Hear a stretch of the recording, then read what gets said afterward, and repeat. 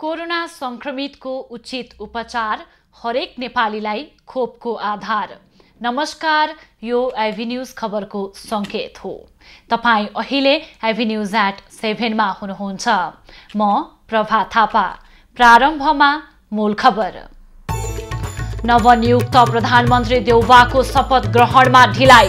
राष्ट्रपतिले नियुक्तिको धारा उल्लेख नगरेको भन्दै देउवाले शपथ लिन मानेनन्।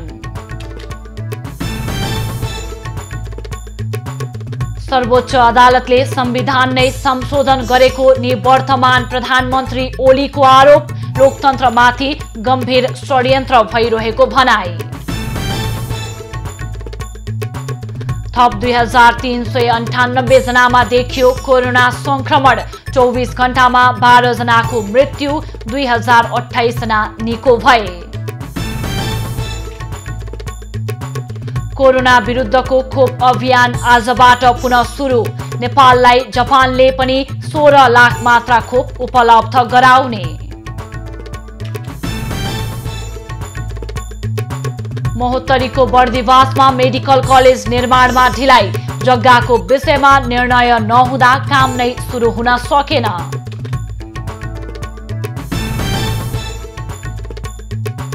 इराकको नासिरिया स्थित अल हुसैन कोरोना अस्पतालमा आग लागि, 52 जनाको मृत्यु।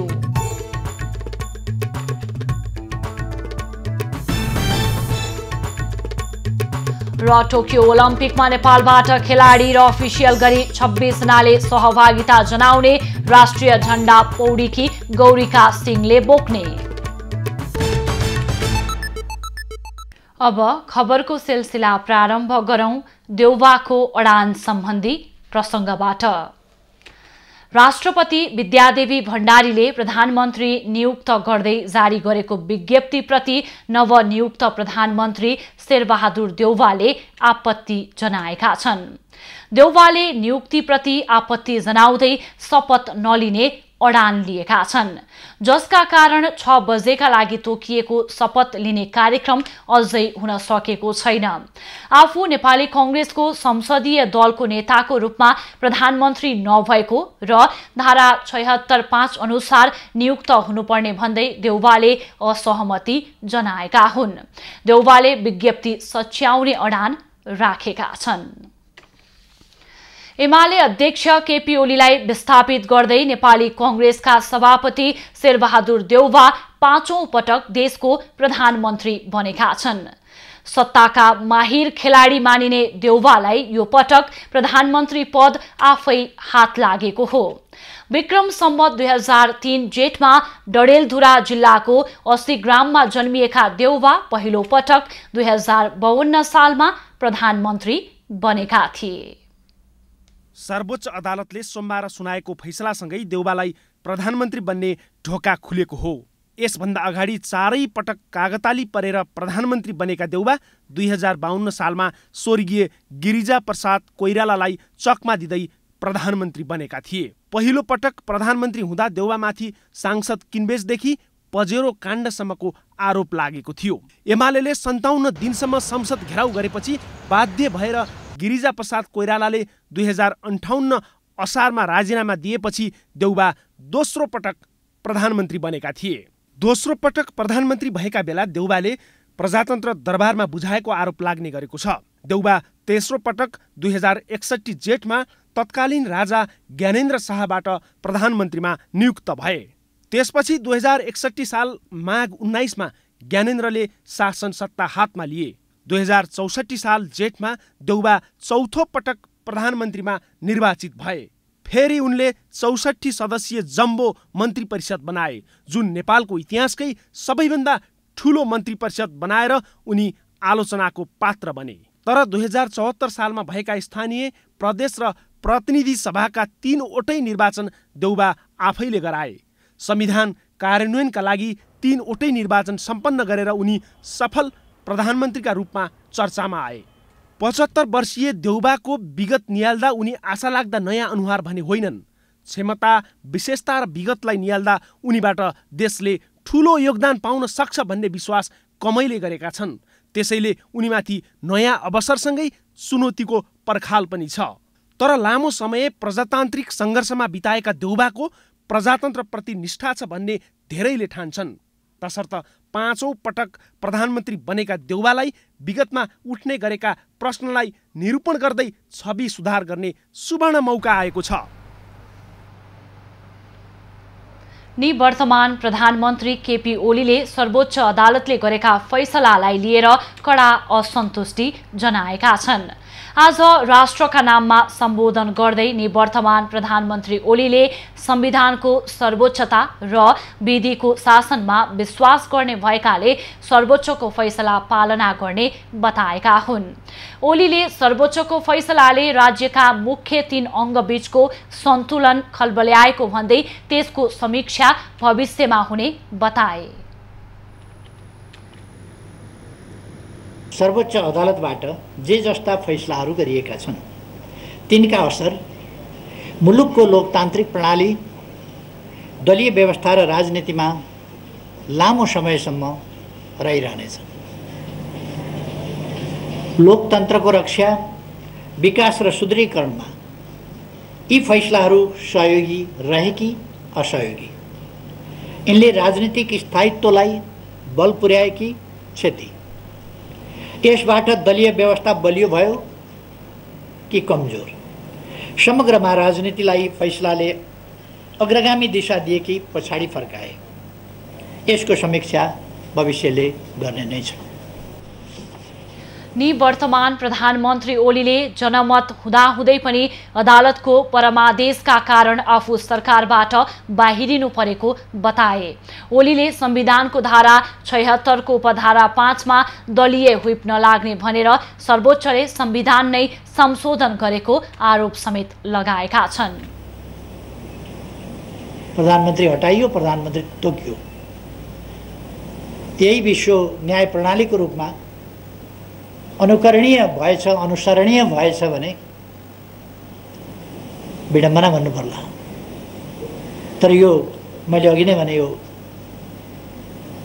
इतिहासको कडीमा फेरि परीक्षित हुन त बाँकी नै हुन्छ। निवर्तमान प्रधानमन्त्री ओलीले फैसलाले जनादेशका लागि जनतामा जाने व्यवस्थालाई निरङ्कुश र कानुनको अपव्याख्या गरी दलीय प्रणालीको आधारभूत संरचना नै भत्काएर मुलुकलाई गलत दिशातिर धकेलिएको बताए। उनले आफू नेतृत्वको सरकार ऐतिहासिक रूपमा सफल भएको दावी गरे। उनले आफ्नो पालामा देशले समृद्धिमा फड्को मारेको जिकिर समेत गरेका छन्। 2074 आम निर्वाचनमा झण्डै 2/3 बहुमत सहित दोस्रो पटक प्रधानमन्त्री बनेका केपी ओलीको विदाई भने सुखद हुन सकेन।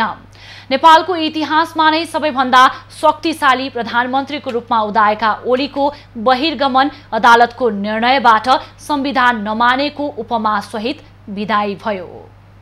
सर्वोच्च अदालतको निर्णयबाट संविधान विरोधीको उपमाका साथ केपी ओली बालुवाटारबाट बिदा भए। उनको नेतृत्वको सरकारले 3 वर्ष 4 महिनामा गरेका धेरै निर्णय विवादित बने। सरकार निर्माणको समयदेखि नै असन्तुष्ट आफ्नै राजनीतिक सहकर्मी माधव कुमार नेपाल पक्ष र एकीकरण भएर आएका पुष्पकमल दाहाल नेतृत्वको अर्को पक्षलाई पेलेरै जाने नीतिका कारण समय अगावै ओलीको सत्ता बहिर्गमन निर्धारित नै थियो। आम चुनावमा स्थिरताको प्रतिबद्धता सहित जनमत बटुलेर शक्तिशाली सत्तामा पुगेका ओली आफ्नै अहमले 3.5 वर्षमा बहिर्गमन भए। 2072 सालमा पहिलोपटक 9 महिना प्रधानमन्त्री बन्दा ओलीको राजनीतिक उचाइ बढेको थियो। संविधान जारी गरेपछि भारतले लगाएको नाकाबन्दीको उनले डटेर सामना गरेका थिए। त्यही बेला पाएको सहानुभूति 2074 सालको प्रतिनिधि सभा र प्रदेश सभाको चुनावमा ओलीका लागि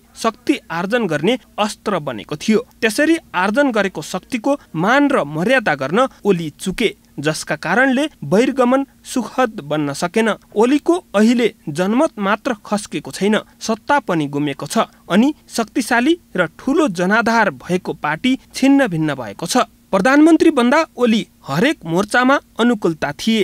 उनी करिब 2/3 निकट बहुमत भएको दलका पहिलो अध्यक्ष थिए। संसदमा 2/3 को समर्थन थियो। मन्त्रीहरू आफू अनुकूलका थिए। 2/3 अनि 5 वर्षको जनादेश लिएर आएकाले सरकारसँग निजामती प्रशासन पनि नतमस्तक थियो। प्रदेशदेखि स्थानीय तहसम्म उनका लागि अनुकूल संरचना थिए। 7 मध्ये 6 वटा प्रदेशमा आफ्नै पार्टीका एकल सरकार थिए। ती सरकारमा ओली निकटका 4 जना मुख्यमन्त्री थिए। स्थानीय सरकारमा पनि पार्टीका बहुमत निर्वाचित जनप्रतिनिधि थिए। सबैलाई मिलाएर लैजाने भूमिका र जिम्मेवारीमा आफू रहेको पनि ख्याल नगरेको उनीमाथि आरोप छ। बरु शक्तिको आडमा पार्टीभित्र आफूलाई प्रश्न गर्नेहरूलाई ठेगान लगाउने योजना बनाएको असन्तुष्टहरूको गुनासो छ।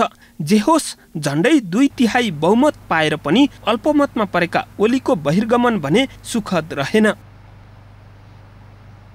नेकपा एमाले अध्यक्ष केपी ओली सरकारबाट बाहिरिएसँगै पार्टीको भ्रातृ संगठन युवा संघले युथ फोर्सलाई पुनर्जीवन दिएको छ। मंगलबार काठमाडौँमा बसेको युवा संघको बैठकले युथ फोर्स बिउताउने निर्णय गरेको हो। युथ फोर्सको प्रमुखको जिम्मेवारी क्षितिज थेवैलाई दिएको छ भने उपप्रमुखको जिम्मेवारी पुष्प श्रेष्ठले पाएका छन्। युथ फोर्सको 501 सदस्यीय कार्य समिति गठन गरिएको छ। नेकपा एमालेलाई चौतर्फी घेराबन्दीमा पार्ने प्रयास भएपछि त्यसको प्रतिकारका लागि युथ फोर्सलाई बिउताएको नेकपा एमालेका नेता तथा युवा संघ नेपालका इन्चार्ज महेश बस्नेतले बताए। यसलाई फेरि निकालिने छ हामीले भनेका छौं। युथ फोर्स अहिले जन्मिएको छ। यसले नेकपा एमालेको सिद्धान्त विचारको रक्षा गर्नेछ। जनताको बहुदलीय जनवादको प्रयोग गर्ने सन्दर्भमा, यसलाई रक्षा गर्ने सन्दर्भमा र यसलाई विस्तार गर्ने सन्दर्भमा यसले महत्त्वपूर्ण भूमिका खेल्नेछ। उनले युथ फोर्सलाई नेकपा एमाले माथिको घेराबन्दी तोड्दै आवश्यकता अनुसारको प्रतिकारका लागि योजना बनाउन पनि निर्देशन दिए। साइबर सेनासँग सहकार्य गरी एमाले विरुद्ध भ्रम छर्नेहरू विरुद्ध सही सन्देश दिने काममा भूमिका निर्वाह गर्न उनले आग्रह गरे। नेता बस्नेतले केपी ओली बुधबार बालकोट स्थित निवास प्रस्थान गर्दा 2000 वटा गाडी र 3000 वटा मोटरसाइकलले स्वागत गर्ने पनि बताए। उनले प्रधानमन्त्री शेरबहादुर देउवाले 30 दिनभित्र विश्वासको मत लिन नसकी पुनः नेकपा एमालेकै सरकार बन्ने दाबी पनि गरेका छन्। जनता समाजवादी पार्टी जसपाको उपेन्द्र यादव पक्षले सर्वोच्चको आदेशले लोकतन्त्रलाई सही दिशामा फर्काएको निष्कर्ष निकालेको छ। काठमाडौँमा उपलब्ध कार्यकारिणी सदस्यको बैठकले खतरामा परेको लोकतन्त्रलाई सर्वोच्चको आदेशले सही दिशामा फर्काएको निष्कर्ष निकालेको हो। त्यस्तै बैठकले गठबन्धनलाई संसदको समय बाँकी रहेसम्म निरन्तरता दिनुपर्नेमा जोड दिएको छ। त्यस्तै बैठकले सरकारमा सहभागी केही दिनपछि मात्र सहभागी हुने जनाएको छ। केन्द्रीय कार्यकारिणी समिति सदस्यहरूको एउटा अनौपचारिक बैठक आज हामी बसेका थियौँ र यसको मुख्य उद्देश्य चाहिँ विकसित पछिल्लो राजनीतिक घटनाक्रमको समीक्षा गर्ने चाहिँ रहेको थियो। पार्टीभित्रको विवादसँगै उपेन्द्र पक्ष मात्र 5 दलीय गठबन्धनमा आबद्ध छ भने महन्त ठाकुर पक्षले केपी ओली नेतृत्वको एमालेलाई समर्थन गर्दै आएको छ। नेपालमा थप 2398 जनामा कोरोना संक्रमण देखिएको छ। पछिल्लो 24 घण्टामा देशभर गरिएको 7058 वटा नमुना पीसीआर परीक्षणका क्रममा 1639 र 3954 एन्टिजेन परीक्षणका क्रममा 759 जनामा संक्रमण पुष्टि भएको हो। यो सँगै नेपालमा कोरोना संक्रमित हुनेको कुल संख्या 7,03,856 पुगेको छ। पछिल्लो 24 घण्टामा थप 12 जनाको कोरोनाका कारण मृत्यु भएको छ। यो सँगै नेपालमा कोरोनाका कारण मृत्यु हुनेको संख्या 9412 पुगेको छ। त्यस्तै थप 2028 संक्रमित निको भएका छन्। यो सँगै नेपालमा हालसम्म 6,23,105 जना संक्रमित निको भएका छन्। हाल नेपालमा 26,261 सक्रिय संक्रमित आइसोलेसनमा र 279 जना क्वारेन्टिनमा रहेका छन्। छन्। हालसम्म नेपालमा संक्रमण पहिचानका लागि 34,30,222 वटा नमुना PCR र 2,42,626 वटा नमुना एन्टिजेन विधिबाट परीक्षण गरिएको स्वास्थ्य तथा जनसङ्ख्या मन्त्रालयले जनाएको छ। सरकारले आजदेखि कोरोना विरुद्धको खोप अभियान पुनः सुरु गरेको छ। 77 वटै जिल्लामा खोप अभियान सुरु गरिएको हो। स्वास्थ्य सेवा विभागका अनुसार चीनबाट खरिद गरी ल्याइएको भेरोसेल खोप यसअघि पहिलो मात्रा लगाउन छुटेका 55 वर्षमाथिका सबै नागरिकलाई दिइनेछ। त्यसैगरी पत्रकार, विश्वविद्यालयका प्राध्यापक, विद्यालयका शिक्षक तथा कर्मचारी, सार्वजनिक यातायातमा कार्यरत चालक र सहचालक, अत्यावश्यक सेवामा संलग्न भई खोप लगाउन छुटेका नागरिकलाई पनि खोप उपलब्ध गराइनेछ। त्यसबाहेक खोप अनिवार्य गरिएका देशमा वैदेशिक रोजगारीमा जानेहरूले पनि भेरोसेल खोप लगाउन पाउनेछन्। अमेरिकाबाट कोभ्याक्स फेसिलिटी मार्फत आएको जोन्सन एन्ड जोन्सनको कोभिड खोप काठमाडौँ जिल्लामा साउन 4 गतेदेखि लगाउने तयारी भएको छ। काठमाडौँका 44 वटा खोप केन्द्रबाट साउन 4 देखि 6 गतेसम्म जोन्सनको खोप लगाउने निर्णय भएको हो। स्वास्थ्य तथा जनसङ्ख्या मन्त्रालयले काठमाडौँ बाहिर पनि खोप केन्द्रका विषयमा छिट्टै सार्वजनिक गर्ने जनाएको छ। उपत्यका बाहिर खोप पठाउने काम बाँकी रहेकाले अबको केही दिनमा केन्द्रका विषयमा सार्वजनिक गर्ने तयारी रहेको जनाएको छ। अमेरिकाबाट सोमबार जोन्सन एन्ड जोन्सनको 15,34,850 मात्रा खोप नेपाल आइपुगेको थियो। स्वास्थ्य मन्त्रालयले एक मात्रा लगाए पुग्ने उक्त खोप 50 देखि 54 वर्ष उमेर समूहलाई लगाउने भएको छ। यसैगरी मन्त्रालयले उक्त खोप पूर्ण र अति अशक्त अपाङ्गता वर्ग क र ख भएका नागरिकहरू, नेपालमा बसोबास गरिरहेका शरणार्थीहरू र यसअघि खोप लगाउन छुटेका स्वास्थ्य संस्थामा कार्यरत स्वास्थ्यकर्मी र सरसफाई कर्मीहरूलाई समेत खोप दिने निर्णय गरेको छ। जापानले नेपाललाई 16 लाख मात्रा एस्ट्राजेनेकाको खोप प्रदान गर्ने भएको छ। कोभ्याक्स संयन्त्र मार्फत जापानले सो मात्राको खोप नेपाललाई दिने भएको हो। जापानले दिने प्रतिबद्धता जनाएको उक्त परिमाणको खोप नेपाल ल्याउने तयारी भइरहेको जनाइएको छ। जापानबाट एस्ट्राजेनेकाको खोप आएमा पहिलो मात्रा लगाएर दोस्रो मात्राको पर्खाइमा रहेका 14 लाख ज्येष्ठ नागरिकलाई खोप उपलब्ध हुनेछ। जापानले मंगलबार नेपालसहित एसियाली मुलुकहरूलाई कोभ्याक्सबाट 11 मिलियन मात्रा दिने जनाएको छ। अब बाँकी खबर। नेपाली साहित्यका आदिकवि भानुभक्त आचार्यको 208औं जन्म जयन्ती मंगलबार मनाइएको छ। भानु जयन्तीका अवसरमा काठमाडौँको प्रज्ञा प्रतिष्ठानमा रहेको भानुभक्तको प्रतिमामा माल्यार्पण गरिएको थियो। त्यस्तै भानु जयन्तीका अवसरमा नेपाल प्रज्ञा प्रतिष्ठानले आदिकविको व्यक्तित्व र कृतित्व प्रवचन तथा रचना वाचन कार्यक्रमको आयोजना गरेको थियो।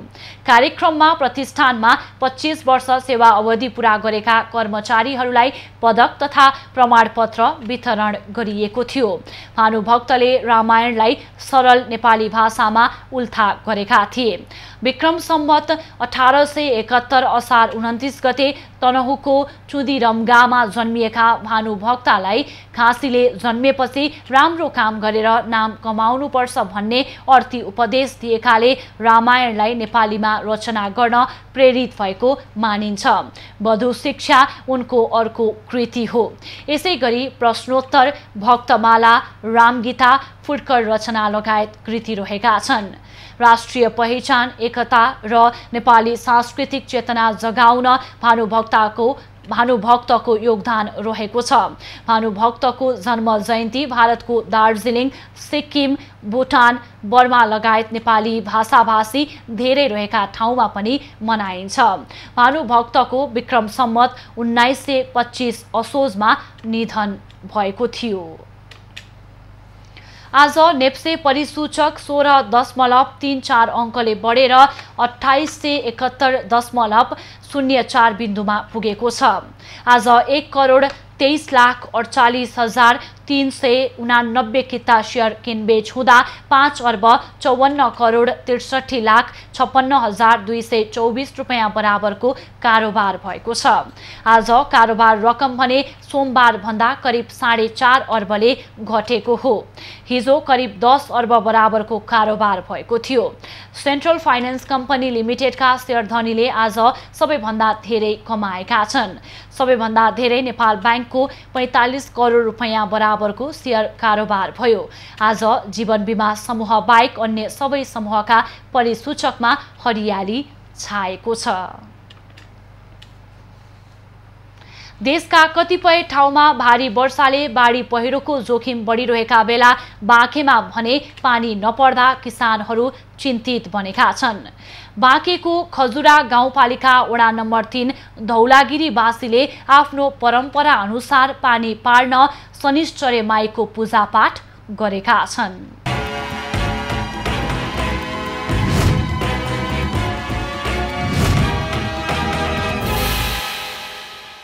खजुरा गाउँपालिका वडा नम्बर 3 का बासिन्दाहरूले हरेक वर्ष पानी पार्न शनिश्चरी माईको पूजा गर्दै आएका छन्। यो वर्ष कोरोना जोखिमका कारण जेठ महिनामा हुन नसकेको पूजा असारको अन्तिममा गरिएको छ। गाउँको कुनै एक घरबाट कन्या सहित पूजाका सामग्री बोकेर लामबद्ध हुँदै गाउँ नजिकै जंगलमा पुगेर पूजा गर्ने परम्परा छ।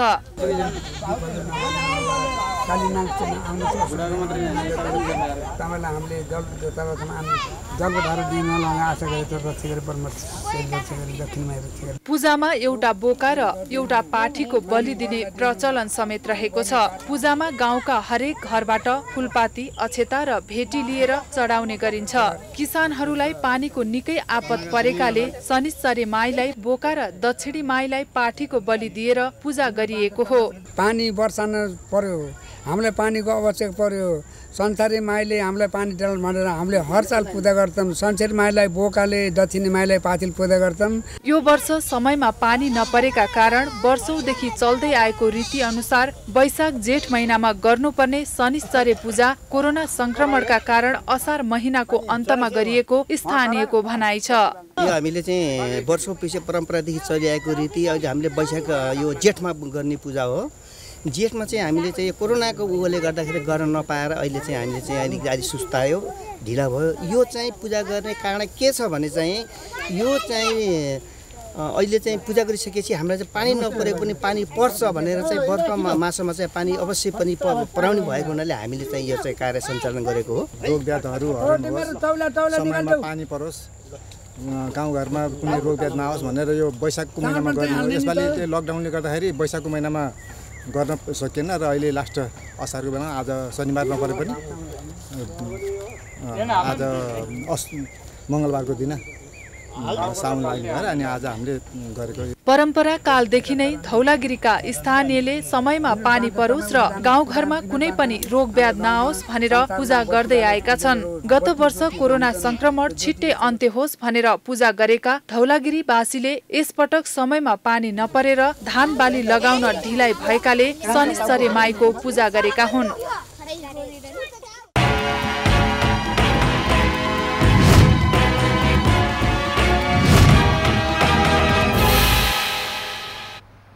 जग्गाको विषयमा निर्णय गर्न ढिला हुँदा महोत्तरीको बर्दिवासमा बन्ने भनिएको मेडिकल कलेज निर्माणको काम नै सुरु हुन सकेको छैन। यही आर्थिक वर्षमा निर्माण कार्य सुरु गर्ने भनिए पनि जग्गा प्राप्ति सम्बन्धी निर्णयमा ढिलाइ हुँदा मेडिकल कलेज निर्माणको काम आउँदो वर्ष पनि सुरु हुनेमा आशंका गर्न थालिएको छ। बर्दिवास मेडिकल कलेज निर्माणका लागि सरकारले नै बर्दिवास नगरपालिका 4 मा आवश्यक जग्गा प्रयोग गर्न सक्ने अधिकार दिएको थियो। सरकारले प्रयोग गर्न सिफारिस गरेको जग्गा आफ्नो भन्दै डिभिजन वन कार्यालय महोत्तरीले जग्गा भोगचलन गर्न बाधा सिर्जना गरिरहेको छ। वन कार्यालयमा अब कारणै भन्ने कुरो भन्दा पनि उहाँहरूले अब विविध कारण अब यही कारणले रोकिएको तपाईको यहाँ मिलेन भन्ने कुरो केही गर्नु भएको छैन। डिभिजन वन कार्यालयमा काम म अहिले गर्छु नै भन्नुभएको छ उहाँले, डिभिजन वन अधिकृतज्यूले। म अगाडि बढाउँछु, मैले भ्याएको छैन आदि कुराहरू छ भन्ने कुरो भयो र यही कारणले फलान ठाउँले यसले आदेश दिएर रोकिएको भनेर उहाँले पनि व्यक्त गर्नुभएको छैन र फाइल पनि अगाडि बढाएको छैन। बर्दिवास नगरपालिका 4 को माइस्थान सामुदायिक वन तथा गढन्ता साझेदारी वनको 101.59 हेक्टर जग्गामा अन्तर्राष्ट्रिय स्तरको 1000 शय्याको मेडिकल कलेज बनाउने सरकारको योजना छ। बर्दिवास मेडिकल कलेजको काम अन्तिम चरणतिर पुगिसकेको छ र यो बर्दिवास मेडिकल कलेज यही स्थापना हुनुपर्छ, यही निर्माण हुनुपर्छ। यसका बहुआयामिक पक्षहरू छन् र त्यो भित्र झन्डै 1967 वटा रुखहरू परेको भन्ने रिपोर्टमा छ, तर त्यो भित्र जम्मा 3 देखि 350 बिरुवाहरू काटिन्छ। कलेज पूर्वाधार निर्माणका लागि विस्तृत परियोजना प्रतिवेदन तयार भइसकेको छ भने वातावरणीय परीक्षण मूल्याङ्कन र गुरुयोजना निर्माणका कामहरू पनि भइसकेका छन्। तर वन कार्यालयले आवश्यक फाइल स्वीकृतिका लागि सङ्घीय वन तथा वातावरण मन्त्रालयमा नपठाइदिँदा जग्गा प्राप्ति गर्ने काम नै लम्बिँदै गएको छ। अध्ययन गरेर स्थलगत अध्ययन गरेर त्यहाँको वस्तुस्थिति के हो, कति काठ दाउरा काठ काट्नुपर्ने हो, रुखहरू कति हटाउनु पर्ने हो, त्यसबाट त्यसको लगतहरू समेत लिएर त्यसको गुगल म्यापहरू बनाएर अनि पेश गर्नु भनेको छ। हामीसँग चाहिँ अहिले त्यसमा अहिले प्रदेश सरकार हाम्रो कुरा चाहिँ समन्वय भइरहेको छ। हामी फाइल अगाडि बढ्न चाहिँ सकेको छैन वास्तवमा। अहिले डिभिजन वन कार्यालयमा चाहिँ हामी त्यस विषयमा चाहिँ काम गर्दैछौँ। 101 हेक्टर जमिन छुट्याइए पनि कलेजका संरचना 49 हेक्टरमा मात्र हुनेछ। 49 हेक्टरभित्र 1967 वटा रुख पनि रहेका छन्। वन विनाश गरेर मेडिकल कलेज बनाउन नपाइने भन्दै वन प्राविधिक समितिलाई विरोध गर्न लगाइएको छ। गम्भीरतापूर्वक सम्बन्धित निकायबाट पहल हुनेछ र यदि यो पहल भएन, सकारात्मक यसले नतिजा ल्याउन सकेन भने हामीले विकल्पको रूपमा विभिन्न वातावरण प्रेमीहरूसँग, पर्यावरण अभियानीहरूसँग, सङ्घ संस्थाहरूसँग हामीले होस्टेमा हैसे गरेर यसको लागि जुनसुकै तहको हामीले वैकल्पिक प्रतिरोधका कार्यक्रमहरू हामी गर्ने तय गरेका छौँ। आयोजनाका लागि अहिलेसम्म 6 करोड रुपैयाँ खर्च भइसकेको छ। मेडिकल कलेज निर्माणका लागि 30 अरब रुपैयाँ खर्च हुने आयोजनाको अनुमान छ। महोत्तरीबाट कमलेश मण्डलको रिपोर्ट। तटबन्ध निर्माणका लागि भन्दै विराटनगर स्थित सिङ्गिया खोला किनारमा गहिरो खाल्डो खनेर लथालिङ्ग छाडिएपछि 3 पैनीको सुकुम्बासी बस्ती जोखिममा परेको छ। खाल्डोका कारण खोलामा आउने बाढीले जुनसुकै बेला बस्ती कटान गर्न सक्ने भएपछि स्थानीयवासी त्रसित बनेका छन्। विराटनगर महानगरपालिकाको वडा नम्बर 2 तीनपैनीको उत्तर पूर्वी सीमामा रहेको सुकुम्बासी बस्तीमा यतिखेर त्रास छ। लगातार वर्षात भइरहेको र घर पछाडिबाट बग्ने सिङ्गिया खोला किनारमा गहिरो खाल्डो खनेर छाडिएका कारण बाढीले जुनसुकै बेला घर कटान भएर बगाउन सक्ने भएपछि उनीहरू त्रसित भएका हुन्। असार 6 गते तटबन्ध निर्माणका लागि भन्दै सो ठाउँमा खाल्डो खनिएको स्थानीयले जानकारी दिए। के खनेको थियो, बोल्डर हाल्छु, जरो बनाउँछु, जरो के बनायो, अब झन् बिग्रिसकेको छ। अब के गर्ने, अब वार्ड अध्यक्षलाई भन्छ बनाइदिन्छु, के गर्ने, अब घर पनि लड्न आँटो। खाल्डोका कारण घर तथा बारीका भित्ताहरू भासिन थालेका छन्। वर्षातको समय बाँकी नै रहेका बेला यो क्षेत्रको सिङ्गो बस्ती नै कटानको जोखिममा परेको छ। गर्दा धेरै कटानमा जान्छ। अब आयो भने त धेरै जान्छन्, किनकि यहाँ थोरै खन्या थियो होइन, यतापट्टि थोरै खन्या थियो। अहिले चाहिँ तल चाहिँ धेरै खन्या थियो, त्यो पनि भर्यो, पुरै भरिसक्यो। अनि काटानी लागेर यहाँको माटी भयो, पुरै गइसकेको थियो, घर भयो, पुरै गइसकेको छ। अब यहाँ चाहिँ पछाडि छ हाम्रो, अब यो पछाडि पनि जान्छ होला कि सायद त्यस्तै लागिरहेछ। संघीय सरकारको तराई मधेस समृद्धि कार्यक्रम अन्तर्गत सो क्षेत्रमा 100 फिट भन्दा बढी लम्बाइको खाल्डो खनिएको हो। झण्डै 10 लाख बजेटमा तटबन्ध निर्माण गरिए पनि पछिल्लो समय मजदुर अभावका कारण काममा ढिलाइ भइरहेको उपभोक्ता समितिको भनाइ छ। अब त्यो जन नपाएको हुनाले जनको अभावले हुँदाखेरि काम हुन सुरु हुन सकेको छैन। तर आज बेलुकासम्म जन ल्याइदिन्छु भनेपछि हामीले जुन मान्छेलाई मैले काम अराएको थिएँ जन खोज्नको लागि, मैले चाहिँ अब कस्तो भने 2 जना 4 जना जन लाएर काम गर्ने होइन, एकैचोटि 10-15 जना लाएर 2 दिनभित्रै काम सक्ने गरी अलिक बढी जन ल्याउनु भनेको। उसले बढी जन चाहिँ छैन मसँग, अहिले 5 जना मात्रै जन छ भने मैले 5 जना जन लिएर चाहिँ नआउनु, किनभने 5 जना जन लिएर आयो आज 2टा तारजाली मात्रै बानिन्छ। खोलालाई नियन्त्रणका लागि तटबन्ध निर्माण गर्न थाले पनि खाल्डोका कारण बस्ती जोखिममा परेको छ। निर्माण कार्यमा हुने गरेका यस्ता लापरवाहीलाई तत्काल रोक्न जरुरी छ। मंगलबार बिहानैदेखि परेको अविरल वर्षापछि खोलामा आएको बाढी अछामका केही गाउँमा पसेको छ। जिल्लाको साफे बगरको छिपे खोला, बुढी गंगा र कैलाश खोलामा आएको बाढी गाउँ बस्तीमा पसेको हो। खोलाहरूमा पानीको सतह बढेपछि छिपे खोला आसपासका बस्तीका बासिन्दामा त्रास बढेको छ। बाढीले नदी तथा खोला आसपासका भौतिक संरचनामा पनि क्षति पुर्याएको छ। यसैबीच नदी छेउछाउका नागरिकलाई सजग रहन र सुरक्षित स्थानमा बस्न स्थानीय प्रशासनले आग्रह गरेको छ। कुनै प्रकारको अप्रिय घटना हुन नदिन र भइहाले तत्काल उद्धार गर्न सुरक्षाकर्मीलाई परिचालन गरिएको छ। साफे बगर नगरपालिकाले पनि बाढी प्रभावित क्षेत्रमा उद्धारका लागि डोजरहरू तयारी अवस्थामा राखेको छ। साहसिक खेल जिपलाइन सञ्चालन गर्दै आएको वाइल्ड वन्डर्स नेपाल र एभिन्यूज खबरबीच पर्यावरण र पर्यटन प्रवर्धन गर्ने सम्बन्धमा सम्झौता भएको छ। कम्पनीका सञ्चालक राजकुमार श्रेष्ठ र एभिन्यूज खबरका प्रमुख सञ्चालन अधिकृत मिलन श्रेष्ठले सम्झौता पत्रमा हस्ताक्षर गरेका छन्। आन्तरिक पर्यटनलाई पर्यटनतर्फ आकर्षित गर्ने र सामुदायिक वनको पर्यावरणलाई जोगाइराख्ने उद्देश्यले कम्पनी र एभिन्यूज खबरबीच सम्झौता भएको हो।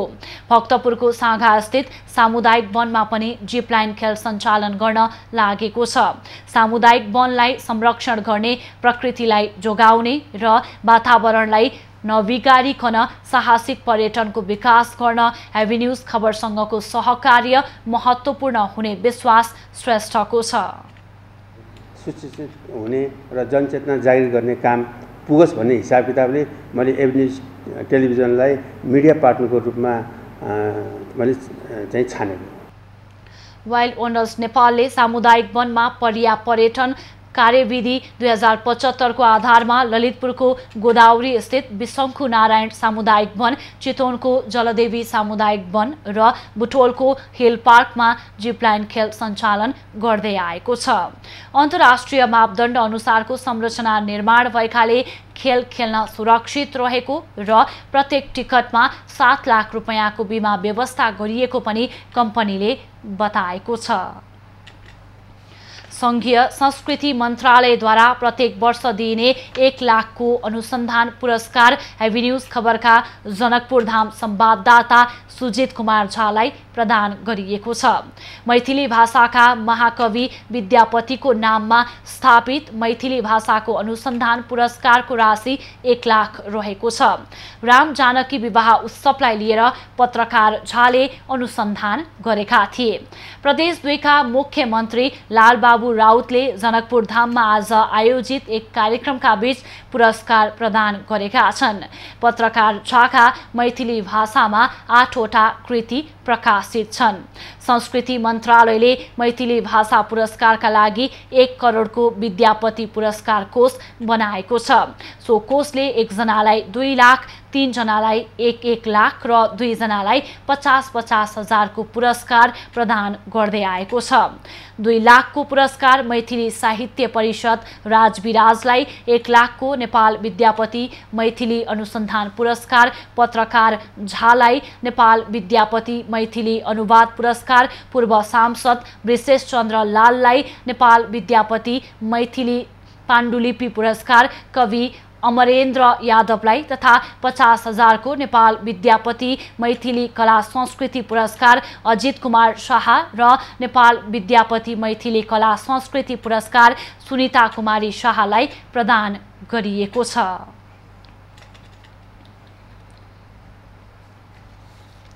भाडा समायोजन र कोरोना विरुद्धको खोप लगाउन पाउनुपर्ने लगायतका 7 बुँदे माग राख्दै यातायात व्यवसायीहरूले यातायात व्यवस्था विभागमा धरना दिएका छन्।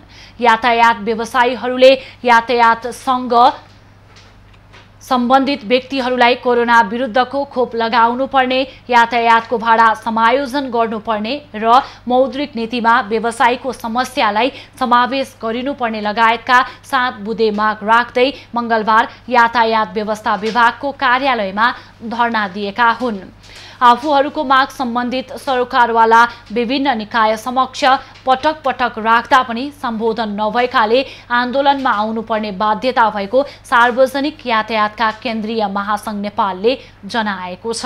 निकायहरुमा हामीले ज्ञापन पत्र दिने काम गरेका थियौं। त्यसबाट पनि कुनै सुनवाई नभएपछि हामीले अब विरोधका कार्यक्रमको रूपबाट आज हामी यातायात व्यवस्था विभागमा धरनाको कार्यक्रममा हामी चाहिँ उपस्थित भएका छौं। यातायात व्यवसायीले लकडाउनको कारण व्यवसाय नै धरापमा परेको भन्दै सरकारले विशेष राहत दिनुपर्ने बताउँदै आएका छन्।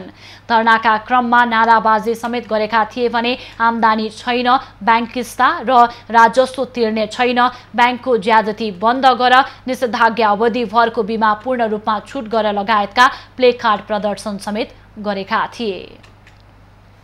रेस्टुरेन्ट एन्ड बार एसोसिएसन नेपालले रेस्टुरेन्ट तथा बार व्यवसायलाई पुनरुत्थानको लागि 50 लाखसम्म सहुलियतपूर्ण कर्जा उपलब्ध गराउन माग गरेको छ।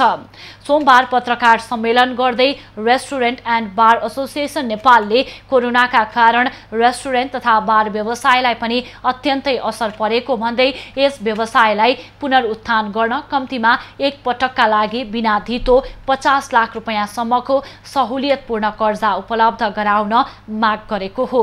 त्यस्तै ब्याङ्कहरूबाट लिएको ऋणको ब्याज र किस्ता व्यवसाय पूर्ण रूपमा सञ्चालन नभएसम्म कम्तीमा 3 वर्षका लागि थप गर्न तथा निजी आवास निर्माणका लागि लिएको ऋणको ब्याज दरलाई सहुलियत दर र तिर्ने पुनर्तालिकीकरणको लागि ब्याङ्कहरूसँग समन्वय गरिदिन पनि एसोसिएसनले माग गरेको छ। बैंकहरूबाट लिएको ऋण ब्याज किस्ता व्यवसाय पूर्ण रूपमा सञ्चालन नभएसम्म कम्तीमा 3 वर्षको लागि समय थप गर्न र विदेशी पर्यटक निर्भर यस व्यवसाय सुचारू गर्न अझै अर्को वर्षसम्म पर्नुपर्ने हुँदा निज आवास निर्माणका लागि लिएको ऋणको ब्याज दर, सहुलियत दर र तिर्ने पूर्ण तालिका रिसिड्युलको लागि बैंकहरूसँग समन्वय गरिदियोस्। यसैगरी ब्याङ्कहरूले गर्ने लगानीको निश्चित प्रतिशत रकम पर्यटन क्षेत्रमा अनिवार्य रूपमा लगानी गर्ने कार्यविधि बनाउन र रेस्टुरेन्ट क्षेत्रमा आश्रित कर्मचारीहरूको जीविकोपार्जनका लागि कम्तीमा 3 लाख रुपैयाँसम्म सहुलियतपूर्ण ब्याज दरमा करायसी कर्जा उपलब्ध गराउन पनि माग गरेको छ। एसोसिएसनले रेस्टुरेन्टमा पस्कने खानाको कच्चा पदार्थ पूर्ण रूपमा कृषि उपज हुने भएको र अधिकांश स्वदेशी उत्पादन नै हुने भन्दै 13% मूल्य अभिवृद्धि कर खारेज गर्न पनि माग गरेको छ। सरकारले कर्मचारीलाई 10 दिनको आन्तरिक भ्रमणमा जान दिई अतिरिक्त तलब भत्ताको उपलब्ध गराउने हुँदा वित्तीय संस्थामा कार्यरत कर्मचारीहरूलाई पनि आन्तरिक भ्रमणमा पठाउने व्यवस्था गर्न समेत माग गरेको छ। पर्सागढी नगरपालिकाका गतिविधिबारे सूचना माग्न जाँदा नगर प्रमुख लोकनारायण यादवले प्रहरी लगाएर हस्तक्षेप गरेका स्थानीयले आरोप लगाएका छन्। स्थानीयहरू नगरबाट विनियोजित बजेटबारे जानकारी लिन नगरपालिकाको कार्यालय पुगेका थिए। बजेट दुरुपयोग भएको भन्दै स्थानीयले विरोध गर्दै आएका छन्। नगरपालिका कार्यालयले सूचनाका लागि निवेदन नै दर्ता नगरिदिएको स्थानीयको भनाइ छ। हामी आइतबार फेरि 9 वार्डको विवरण सूचनाको विवरण माग्न जाँदा लोकनारायण यादवजीले मेयरजीले पुलिस प्रशासनलाई बोलाएर त्यसमा हस्तक्षेप गर्न लगाउनुभयो र हाम्रो निवेदन पनि दर्ता गर्न नलाग्नुभयो। उहाँ पनि उपस्थित समयमा नहुनु। उता नगर प्रमुख यादवले नियम विपरीत सूचना मागेको आरोप लगाएका छन्। उनले यस विषयमा आगामी 31 गतेपछि मात्रै जानकारी दिने बताएका छन्। जिल्ला प्रहरी कार्यालय पर्साले भने शान्ति सुरक्षाका लागि प्रहरी परिचालन गरिएको बताएको छ। नगरपालिका कार्यालयमा चाहिँ केही व्यक्तिहरूको समूह गएर तालाबन्दी गर्ने प्रयास गरेका थिए। उनीहरूले सूचना दिएन, भ्रष्टाचार भयो भन्ने विषय उठाएर तालाबन्दी गर्न लागेका छन्। मान्छे हल्ला गरिरहेका छन्, भेला जम्मा भएको छन् भन्ने सूचना पाएपछि प्रहरी गएर तिनीहरूलाई सम्झाइ बुझाइ गरी त्यो तालाबन्दी गर्नलाई रोक लगाएको। त्यहाँ कुनै पनि किसिमको प्रहरी एक्सन हुने अथवा तालाबन्दी हुने किसिमको कुनै कार्य भएको छैन। नगरपालिकाका कर्मचारी कार्यालयमा हाजिर नभई वीरगञ्ज बसेर काम गरिरहेको आरोप स्थानीयको रहेको छ। सिराहा जिल्लामा अहिलेसम्म 70% धान रोपाई भएको छ। जिल्लामा कुल 73,000 हेक्टर खेतीयोग्य जमिन छ, जसमध्ये 54,000 हेक्टर जमिनमा धान खेती गरिन्छ। आकाशे पानीको भरमा धान रोपाई गर्नुपर्ने र यस वर्ष समयमै पानी पर्दा अहिलेसम्म 37,800 हेक्टर जमिनमा धान रोपाई भएको कृषि ज्ञान केन्द्र सिराहाका प्रमुख कृष्णदेव राउतले बताएका छन्।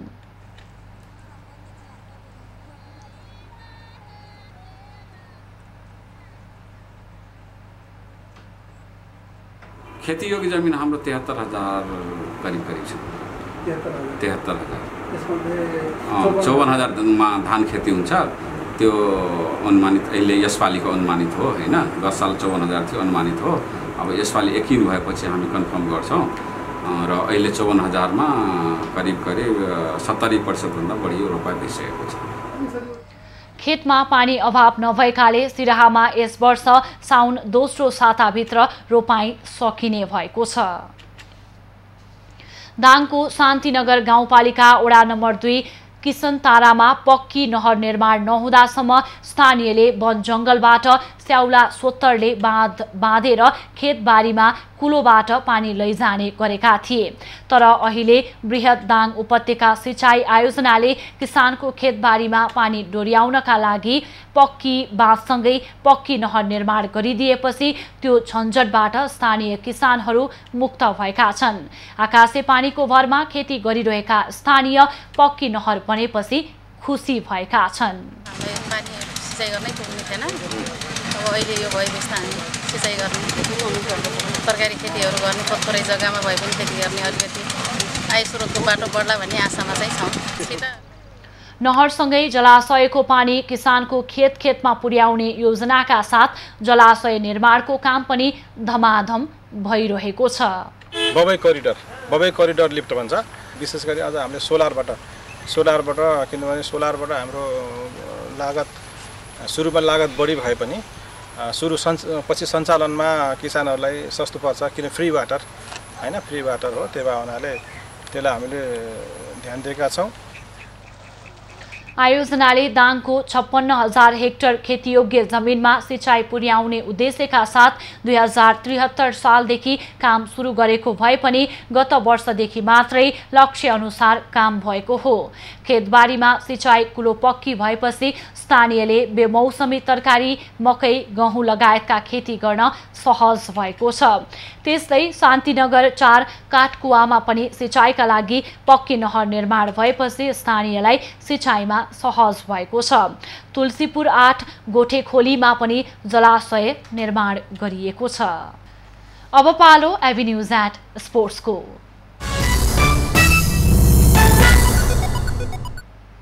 आसन्न टोकियो ओलम्पिकका लागि नेपालबाट 5 खेलाडी सहित 26 जनाको टिम सहभागी हुने भएको छ। नेपाल ओलम्पिक कमिटीले मंगलबार काठमाडौँमा पत्रकार सम्मेलन गर्दै टोकियो ओलम्पिकका लागि नेपालबाट खेलाडी सहित प्रशिक्षक, म्यानेजर, चिकित्सक र अरू अफिसियल गरेर करिब 26 जना सहभागी हुने जनाएको हो। टोकियो ओलम्पिकमा 4 खेलमा 5 खेलाडीले सहभागिता जनाउनेछन्, जसमा पौडी, जुडो, सुटिङ र एथलेटिक्स रहेका छन्। पौडीमा 2 खेलाडीले प्रतिस्पर्धा गर्दा बाँकी 3 खेलमा 1-1 खेलाडी खेल्नेछन्। नेपालबाट जाने टिममा 4 खेलका 4 प्रशिक्षक, 4 manager, save the mission 1 Nepali टिमको प्रशासन र कोभिड नियम हेर्ने 1 जना रहेका छन्। यस्तै टिमको डाक्टरमा 1 जना रहेका छन्। कोभिडका कारण यसपटक खेलाडीलाई भिलेज र खेलस्थलभन्दा बाहिर जान नपाउने नियम बनाएको छ। टोकियो जानुभन्दा अगाडि 2 पटकको PCR रिपोर्ट नेगेटिभ आएको हुनुपर्ने र त्यहाँ पुगेपछि 4 दिनको क्वारेन्टिन बस्नुपर्ने कमिटीका अध्यक्ष जीवनराम श्रेष्ठले बताएका छन्। टोकियो ओलम्पिकको उद्घाटन समारोहमा नेपालको झण्डा गौरीका सिंहले बोक्ने उनले जानकारी दिए। नेपाली टिमको सेभ द मिसन राष्ट्रिय खेलकुद परिषदको सदस्य सचिव रमेश कुमार सिलवाल हुनुभएको छ। उद्घाटन समारोहमा आयोजना हुने मार्च मासमा गौरीका सिंहले नेपाली झण्डा बोक्नुहुनेछ। टोकियो ओलम्पिकमा ओलम्पिकका लागि पौडीको टिम जापान गइसकेको छ। जापानमै प्रशिक्षण गर्नका लागि उनीहरूले यसअघि नै त्यसतर्फ गएका हुन्। नेपालको बाँकी टिम जुलाई 19 तारिकसम्म जाने तयारी भइरहेको छ। ओलम्पिकमा सहभागी हुने खेलाडीले आफ्नो प्रतिस्पर्धा सकिए लगतै स्वदेश फर्कनु पर्नेछ। यसपटकको ओलम्पिकमा विशिष्ट पदाधिकारीको सहभागितामा कटौती गरिएको छ। जुलाई 23बाट अगस्त 8 तारिकसम्म जापानमा हुने ओलम्पिकमा विश्वका 15,000 भन्दा बढी खेलाडीको सहभागिता रहेको छ। अब पालो एभी न्यूज एट मौसमको।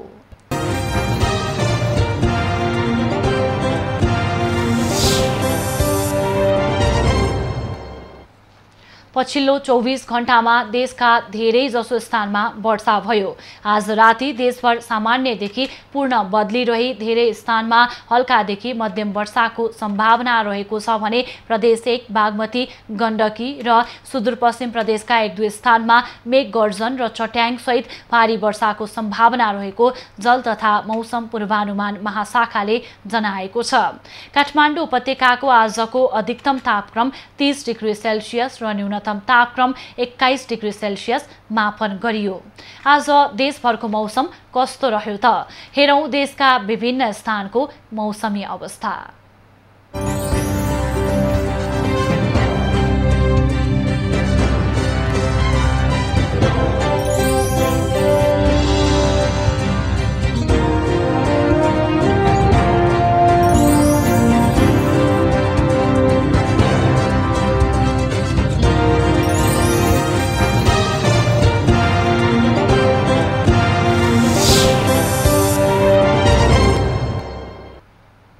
अहिलेलाई खबरको क्रम यति नै। एभी न्यूज खबरका यी सहित अन्य विस्तृत खबरका लागि www.avnews.tv लगअन गर्न सक्नुहुनेछ। युट्युब, फेसबुक र ट्विटरमा पनि हामीलाई फलो गर्न सकिनेछ। खबर भित्रको खबरका लागि हेर्दै रहनुहोला एभी न्यूज खबर। नमस्कार।